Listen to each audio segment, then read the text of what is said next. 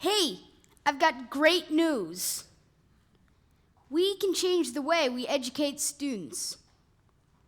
The answer is an electronics game-based classroom, like my third grade teacher, Mr. Pai, has. His classroom rocks. It rocks because it is individualized. Failing was awesome, and it was fun. Okay, first things first, individualization. Individualization means that each person is learning at their own pace, and the lesson is set to that student's abilities. It allows everybody to keep moving ahead in their learning. It eliminates the need to teach to the average learner.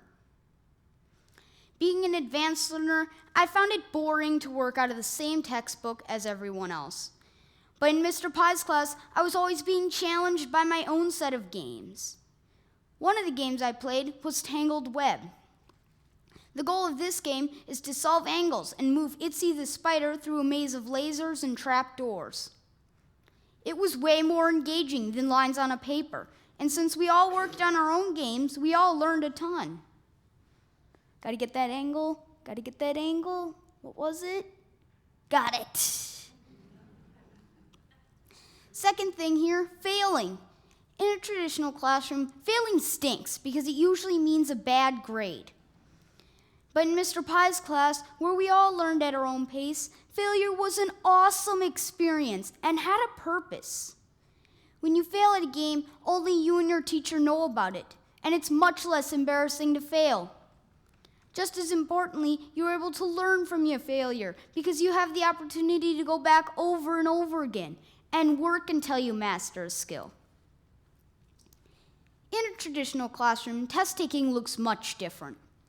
Often, after we take a test, we correct it together as a class. Just my opinion, but test taking is really annoying, especially if someone's trying to look over my shoulder to see if I measure up. Also, even though we saw each mistake we made, we didn't have a chance to go back and try again.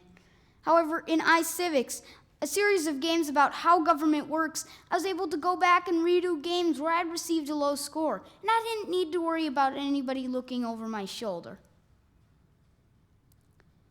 Nope, didn't get it that time. Well, the last thing, which no kid can resist, is fun. In Mr. Pai's class, learning felt a lot more purposeful. Kids were happy, and it was very motivating to try and win a game or beat an old score. And let's face it, games are just fun. In my third grade classroom, Times Attack was a favorite game. The goal of this game is to kill ogres and collect keys by solving math problems. In this game, my peers and I like to compete to see who could get the fastest through the game. For some games, we were able to connect with others in the classroom and compete against them directly. Some kids found this very motivating. While I enjoyed competing with my peers on some things, I was more motivated by beating my own personal best score or trying to beat a clock. This environment made it so everyone could work in a way that motivated them. Individualized, technology-based classrooms centered around games motivate all children to learn by allowing kids to learn at their own pace. It changes the student's perspective on failure, and it makes learning fun. Educators, I challenge you to make your classroom more like Mr. Pai's. I know it can be hard to make these kind of changes, but isn't our education worth it? Parents and students, I challenge you to speak with the teachers, administrators, and school board in your district and ask for this type of unique education for yourself or your student. It's your education, so speak up about the type of education you want.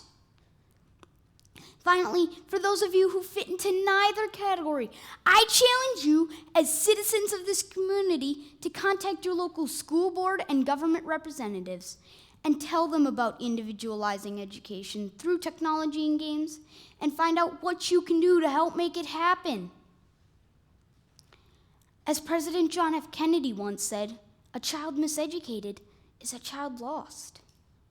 But with everyone's help, we can be the world's next great generation. Thank you.